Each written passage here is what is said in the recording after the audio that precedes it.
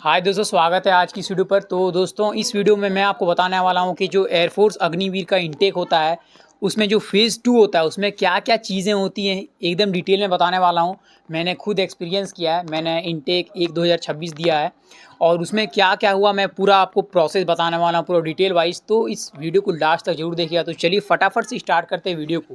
पहले आपका जो फ़ेज़ 1 का एग्ज़ाम होता है, अगर आप उसमें अपना कट ऑफ क्लियर कर लेते हो, तो उसके बाद आपको एडमिट कार्ड इशू होता है सेकंड फ़ेज़ का, और वो लगभग 2 महीने के अंदर आपको मिल जाता है। एडमिट कार्ड इशू होने के बाद आपको एक चेस्ट नंबर दिया जाता है आपके एडमिट कार्ड में। मैं आपको साइड में दिखा दूँगा किस तरीके का एडमिट कार्ड होता है फ़ेज़ 2 का। एंड देन आपको एक एएससी एयरमैन सिलेक्शन सेंटर में बुलाया जाता है।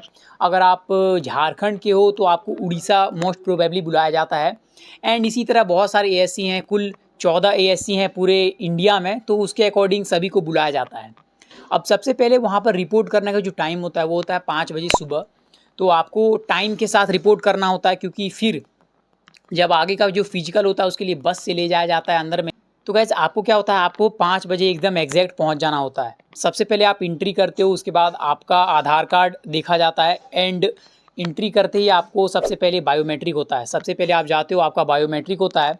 बायोमेट्रिक जब आप क्लियर कर लेते हो तो उसके बाद आप एक हॉल में जाते हो, एक हॉल में एंट्री होती है। एंड देन क्या हुआ था, अब मैं बताता हूँ क्या हुआ था। तो हॉल में एंट्री होने के बाद सबका डॉक्यूमेंट सब कुछ कहा गया कि सबको अपना डॉक्यूमेंट सारे रख लें। एंड एक प्रोजेक्टर लगा हुआ था, उसमें बहुत सारे जितने भी डॉक्यूमेंट्स हैं उन सबको मेंशन किया गया था, उनका नाम। तो सबको सारे डॉक्यूमेंट्स को हमने अरेंज कर लिया। सारे डॉक्यूमेंट्स अरेंज करने के बाद वहाँ पर बहुत सारे ऑफिसर्स बैठे हुए रहते हैं, वो डॉक्यूमेंट वेरीफाई करते हैं आपका।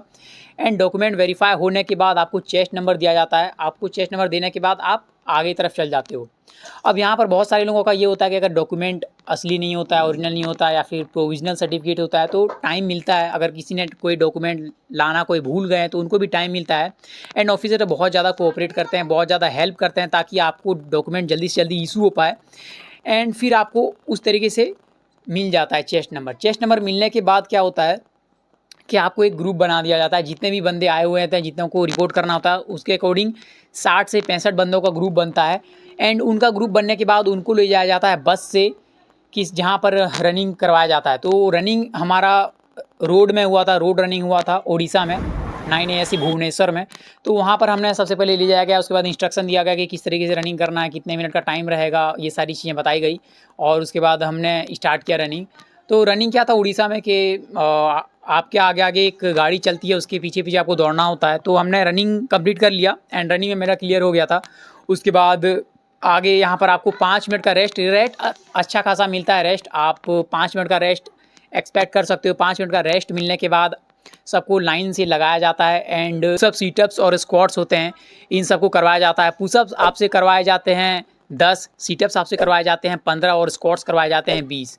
फॉर्म का बहुत ज़्यादा ध्यान रखा जाता है। और बहुत सारे लोग जो बोलते हैं कि पुशअप्स में होल्ड किया जाता है, तो बहुत ज़्यादा होल्ड नहीं होता है, पर होल्ड होता है, ऐसा भी नहीं है। और फॉर्म बहुत ही सही होना चाहिए। अगर फॉर्म गलत होता है, ज़्यादा देर तक गलत आप कर रहे हो, तो आपको हटाया भी जा सकता है।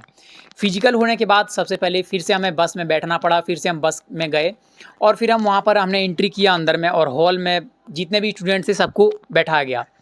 उसके बाद वहाँ पर ऑफिसर आए। उसके बाद स्टार्ट हुआ एसआरटी, यानी कि ये हो गया अब फिजिकल फिटनेस, ये हो गया। अब उसके बाद होगा एटी टेस्ट, यानी कि एडेप्टिबिलिटी टेस्ट होता है। इसमें क्या होता है 81 और 82।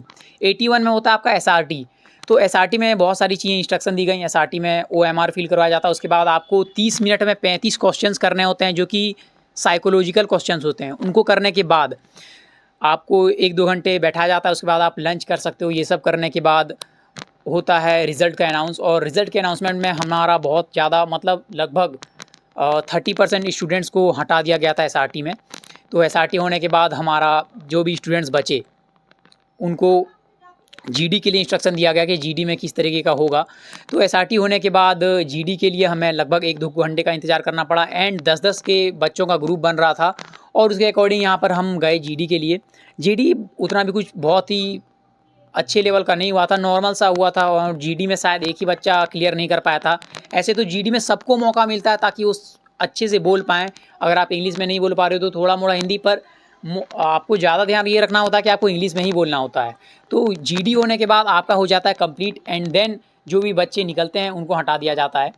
उसके बाद सब कुछ कंप्लीट होने के बाद होता है आपका रिज़ल्ट अनाउंस और आपको बताया जाता है कि मेडिकल का आपका डेट क्या है। मेडिकल का डेट में अनाउंस तो हो ही जाता है, प्लस उसमें एक चेस्ट नंबर अलग से मिलता है जो कि मेडिकल में आपको बहुत ज़्यादा काम आता है। तो वो मिलता है फॉर्म, बहुत सारी फॉर्म मिलती हैं, ये सारी चीज़ें होती हैं। उसके बाद आपको निकाल दिया जाता है, आप फिर चले जाते हो अपने घर की ओर। तो ये सारी चीज़ें होती हैं।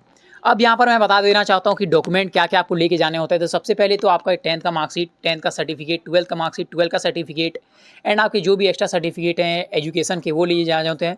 डोमिसाइल सर्टिफिकेट बहुत ज़्यादा मैंडेटरी होता है। अगर आपने एनसीसी किया है तो उसका सर्टिफिकेट मांगना है। और उसके बाद ये चीज़ें होने के बाद आधार कार्ड का ऐसा कोई मैंडेटरी नहीं होता है। आधार कार्ड बस एंट्री के टाइम मांगा जाता है। ये चीज़ें होने के बाद आपको जितने भी आपके डॉक्यूमेंट हैं उन सब का 5-5 कॉपी होता है।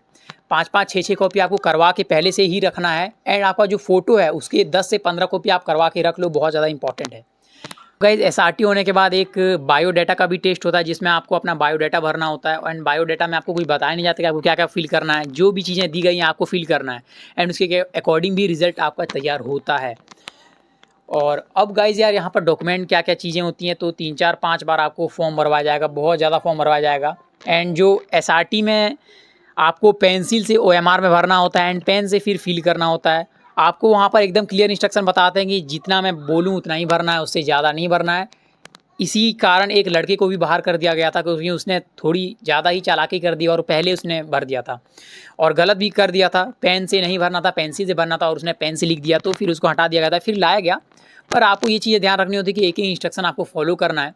तो बस गाइस यहाँ पर ये इतना ही था PFT2। अब मैं आगे की वीडियोज़ में लाऊँगा कि मेडिकल किस तरीके से होता है और मेडिकल में क्या मिलता है, ग्रीन कार्ड कैसे मिलता है, रेड कार्ड कैसे मिलता है, क्या आगे का प्रोसेस होता है। तो इस वीडियो को देखने के लिए थैंक यू एंड लाइक ज़रूर कीजिएगा इस वीडियो को अगर आपको अच्छा लगा और उसके बाद कमेंट कीजिएगा आपको कोई भी अगर क्वेरी है तो। थैंक यू इस वीडियो को देखने के लिए। चलिए मिलते हैं आपसे अगली वीडियो में।